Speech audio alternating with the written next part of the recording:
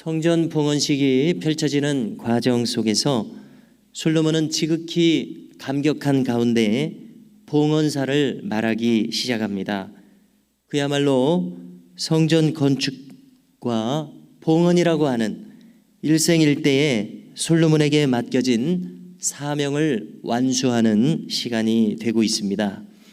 그가 이 자신의 일생에 있어서 최우선의 사명을 대하면서 소홀함이 없도록 오직 충성하는 자세로 임하였음을 우리가 어제 그제 이전의 본문들을 통해서 충분히 느낄 수가 있었습니다.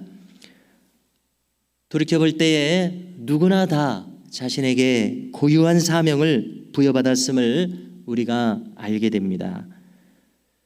지금 있는 바로 이 자리, 바로 이 내가 있는 이 자리가 사명의 자리요 부르심의 자리임을 우리는 알아야 되겠습니다. 성경은 이와 같이 말씀하고 있습니다.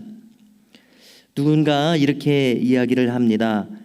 당신에게 가장 중요한 시간은 바로 지금이며 당신에게 가장 중요한 사람은 바로 지금 당신이 만나고 있는 사람이다. 이런 말을 한 사람이 있습니다. 그렇습니다. 지금 내가 있는 바로 이 자리가 부르심을 받은 자리입니다. 다윗과 솔로몬을 한번 생각해 보십시오. 다윗은 다윗 나름의 사명이 있었습니다. 솔로몬은 솔로몬 나름의 고유한 사명이 여기 부여받아 있습니다. 다윗은 성전 건축을 위해서 자재를 준비하는 사명이 있었다면 솔로몬은 그것을 이미 있는 설계의 식양대로 완수해야 될 사명이 있었던 것입니다. 두 사람 모두 자기의 사명을 다했습니다. 이처럼 여기 있는 우리도 각자에게 맡겨진 삶의 과정에서 주어진 사명이 무엇일지 깨닫고 그 사명을 충성되이 감당하는 인생이 되어야 할 줄로 믿습니다.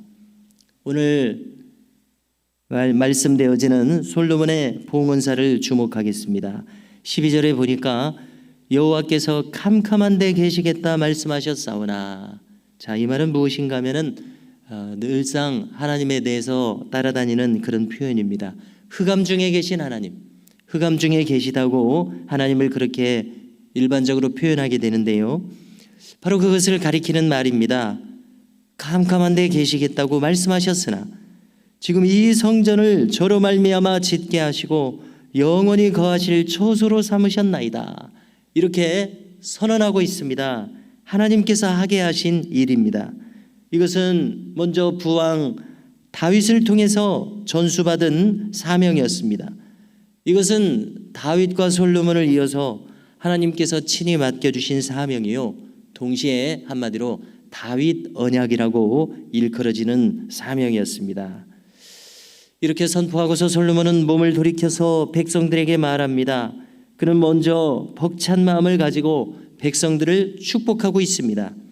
이처럼 백성의 지도자가 가져야 될 아주 중요한 마음이 있습니다. 그것은 자기에게 맡기움 받은 바로 이 사람들, 이 백성들을 향해서 사랑이 충만한 마음을 가져야 한다는 사실입니다. 이 백성들을 중심으로 축복하고 있습니다. 축복하는 마음이 가득한 바로 그와 같은 사람이 지도자의 심정이 되어야 할 것입니다. 그는 첫 번째로 하나님께서는 아버지 다윗 왕에게 이미 말씀하여 주셨던 대로 이제 이 성전 건축을 그분의 손으로 직접 이루셨다고 선언합니다. 이 대목을 우리가 생각해 볼 때 참으로 놀라지 않을 수 없습니다. 보통 사람들은 어떻게 행합니까? 어떤 업적을 이루고서 보통 사람들은 하나님을 경외하는 마음이 그들의 마음에 없기 때문에 어떤 위대한 일을 하고서는 그것을 자신의 치적으로 내세우기에 바쁩니다. 그러나 솔로몬의 말하는 바를 한번 주의 깊게 들어보십시오. 그는 하나님께서 말씀하셨고 하나님께서 친히 그분의 손으로 이루셨다고 선언하고 있습니다. 솔로몬 자신이 행하였노라 이렇게 내세우는 것이 아니라 하나님께서 명하셨고 하나님께서 직접 자기 손으로 이루셨다, 이렇게 고백하고 있는 대목입니다. 그렇습니다. 성도의 마땅한 자세는 무엇입니까? 하나님께서 하셨고 하고 계시고 앞으로 하실 것임을 바르게 인식하는 일입니다. 이름하여 이것이 바로 신본주의 신앙입니다. 인본주의적 신앙이라는 것도 있습니다. 육신적인 신앙도 있습니다. 그의 특징은 자기 자신을 내세우는 바로 그 특징입니다. 자기를 주장합니다. 혹 남에게 떠벌리지 않더라도 스스로 만족하며 스스로 뽐내는 마음을 가지는 것이 바로 인본주의적이요 인간적이며 육신적인 신앙의 특징입니다. 한마디로 말해서 하나님의 영광을 가로채버립니다. 왜 이렇게 합니까? 이것은 하나님에 대한 임재의식이 없기 때문입니다. 우리 자신이 하나님 앞에서 나서는 바로 그와 같은 태도는 결코 우리에게 있어서는 안 되겠습니다. 우리가 만일 그렇게 한다면 그러는 순간 나의 신앙은 순식간에 변질되어 버릴 수밖에 없습니다. 나는 순식간에 신앙에서 이탈되는 사람이 될 수밖에 없습니다. 하나님 앞에서 나를 내세우는 그러한 자세는 하나님과 무관한 사람이 되는 길을 가기 시작하는 바로 그 위험한 선상에 서 있음을 우리는 반드시 알아야 되겠습니다. 그러므로 우리는 항상 자기가 살아있는 이 태도, 자기를 주장하는 태도, 자기가 주도하는 이 태도 지극히 경계해야 마땅하겠습니다. 우리가 가져야 할 자세는 나는 하나님의 종이라는 의식입니다. 분부하신 대로 따르고 있다는 이 의식입니다. 이 철저한 자세를 우리는 결코 놓치지 말아야 하겠습니다. 다음으로 솔로몬은 이야기합니다. 하나님께서는 출애굽 이래로 성전을 건축할 인물로서 아버지 다윗 왕을 지명하셨다 이렇게 이야기합니다. 그러면서 덧붙이기를 지나간 경과를 그대로 보고하고 있습니다.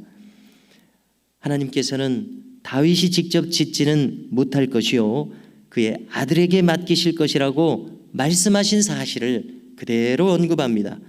그리하여 하나님께서 친히 말씀하심에 따라서 자신이 이 성전 건축을 드디어 이와 같이 필하였노라고 선언하고 있습니다. 참으로 영광스러운 봉헌식이 진행되는 중입니다.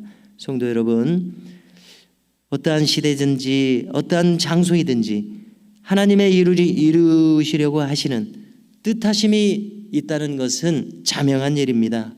지금 우리에게도 마찬가지입니다. 그 특정한 시공간에 있는 우리로서는 다만 그분께서 사용하시는 종이 되어서 지금 당하고 있는 일, 지금 만나고 있는 사람과 더불어서 성전된 자기 몸을 견실하게 세우고 또 우리가 속한 교회를 주님의 온전한 교회로 세워가며 가정과 삶의 터전에서 온전한 하나님 나라를 이루어가기에 힘쓰는 우리 모두의 삶이 되어야 할 줄로 믿습니다. 이와 같은 인생길을 나아가시기를 주님의 이름으로 축복합니다.